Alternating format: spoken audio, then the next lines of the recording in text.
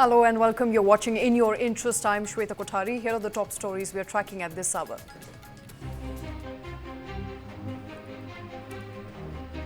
Indian equity indices ended on a strong note today with Nifty closing above 25,000 marks. Sensex gained 360 points. All other sectoral indices except oil and gas end the day in green with telecom and media up 2% each, while capital goods, IT, healthcare, power up 1% each.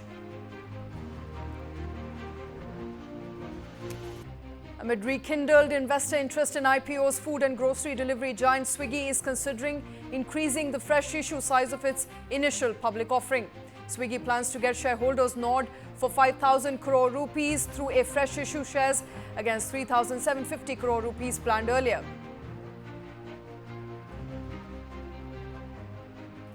Suzlon Energy share rallied today as Morgan Stanley maintained its overweight rating on the script after company won 1,166 megawatt order from NTPC Green Energy. The stock has rallied 1,260% in last 3 years.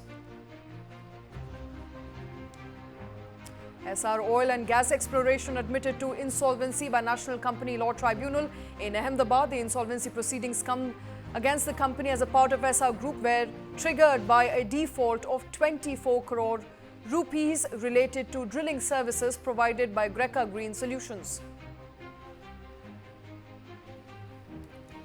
And all mergers and acquisitions above 2,000 crore rupees would now mandatorily require India's competition regulator's approval.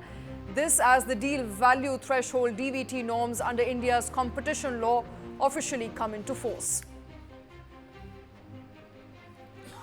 Operations at Samsung's electronic plant in southern India were once again disrupted for a second consecutive day due to strike by hundreds of employees demanding higher wages.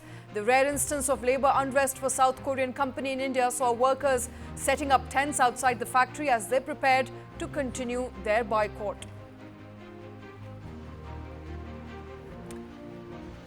And Tata Motors announces a price reduction for some of the offerings in electric car range in the wake of upcoming festive season. The reduced prices are applicable for Tiago, Punch and Nexon EV as well as the newly launched Curvv EV. And Apple finally launches its new iPhone 16 series in India as well as other global markets. The iPhone 16 series will soon go on pre-order and will be available for sale via Flipkart, Amazon, Apple Store and other platforms. And 46% of the world's digital transactions now take place in India. Union Home Minister Amit Shah says while addressing the first Foundation Day program of the Indian Cyber Crime Coordination Centre, he launched several key initiatives for prevention of cyber crime at that convention.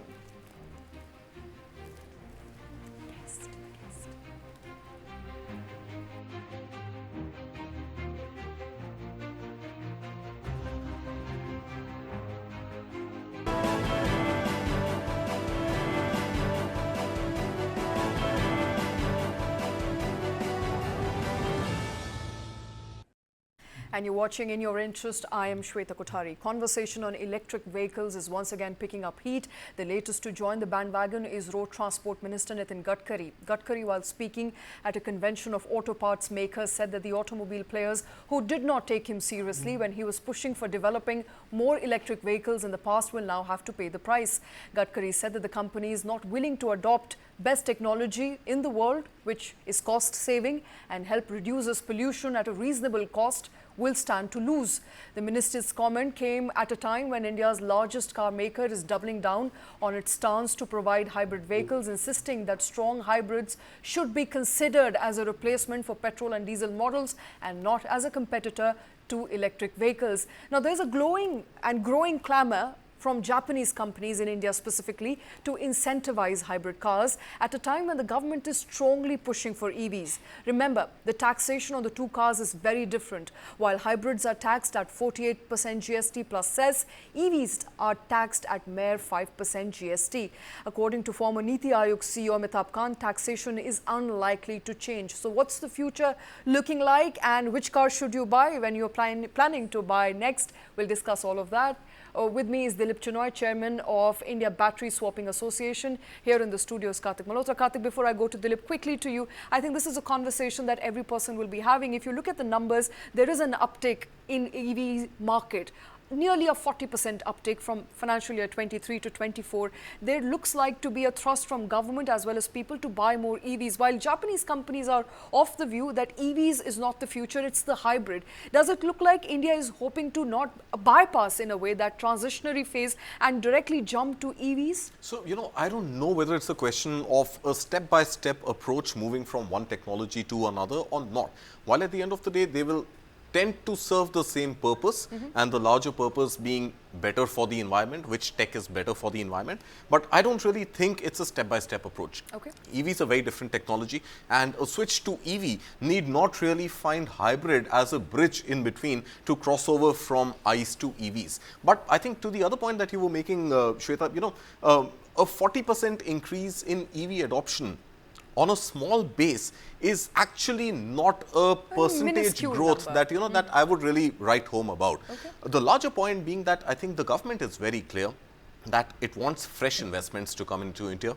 The government is very clear that it wants to reach its target of 30% of all passenger vehicles being electric by 2030. And the government does not seem to be in a mood, despite all the pressure coming from the Japanese car makers, which is Suzuki as well as Toyota, to give a similar policy incentive for hybrids. The government does not seem to be in favor of that at all. All right, let's quickly take that question from Dilip. Dilip, does it look like to you there has to be a step-by-step process that many, the Indian government right now seem to be trying to get over and directly jump to getting more EVs in the market? Or is it actually feasible, such as in countries like the US, where there was never a transitionary phase? You did not really need a hybrid. They they jumped the guns and directly moved on to EVs. Perhaps that is the course the Indian government is taking, and that is the right path. I think, Shweta, what Karthik said is kind of, the overall perspective that most, countries have when they move to switch their whole fleet to electric. Now, I think what Mr. Gadkari said, and, he actually made 2 points, right?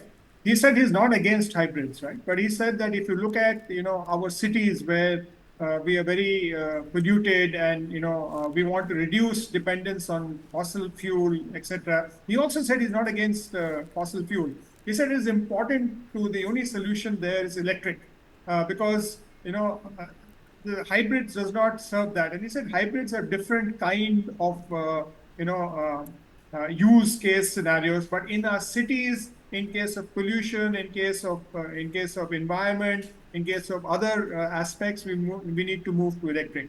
What he said also was that, given the rate at which the battery prices are falling, it's not, beyond imagination to think that the electric vehicle costs would, at some point of time, equal that of petrol and diesel. So, I think that is the statement. And, I think over the past few days, he's been making multiple statements. So when, he was being interviewed in this, he actually took pains to put in context the statements that he's making. Hybrids have different use case. Electric vehicles have different use case.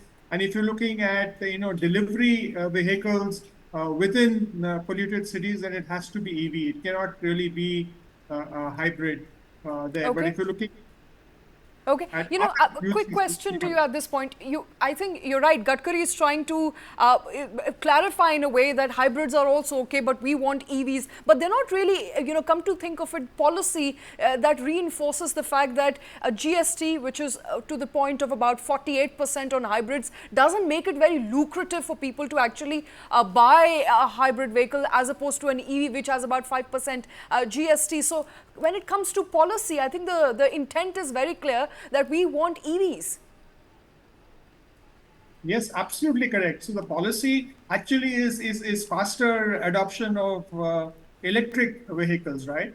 That's the FAME policy there. But the FAME policy also does has a window for hybrids there. But I think if you look at the whole GST thing and the numbers that you put up on your screen, is absolutely right. Electric vehicles have a concessional excise duty of 5%, compared to other vehicles. But state governments are also taking steps. If you see the recent steps taken by UP, where they gave a registration fee and other fee equivalence in terms of the hybrid vehicles and EV vehicles. So I think that's the I think everybody is looking at ways of how to reduce fossil fuel consumption, and there are multiple pathways. EV is one of them, but I think EV is the preferred route, and there are others like flex fuel vehicles, hybrid vehicles, etc. Mr. Chinoy, I just want to understand what Mr. Gadkari said yesterday regarding, the price of electric vehicles coming almost at par in the next 2 years with ICE vehicles on account of the cost of batteries going down from 150 rupees per kilowatt to about 108 now and coming all the way down to about 100 rupees per kilowatt hour. What is driving down the prices of lithium-ion batteries, and is this really sustainable, because we still continue to import lithium-ion batteries and we don't really manufacture them in India? Yeah, Karthik, I think there are two things that he's basing his comments on.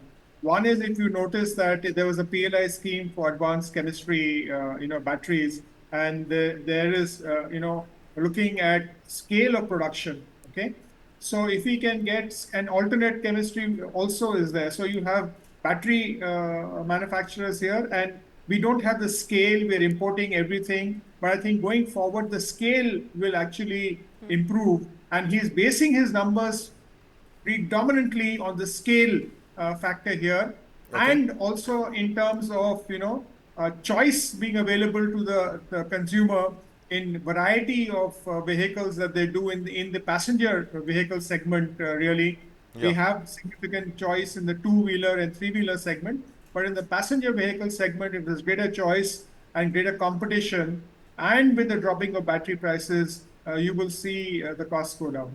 Okay, there's a bit of a dichotomy, Shweta. I don't know if we have time to discuss that or not, but what is happening in China right now, and this takes me back to the very first question that you'd asked me.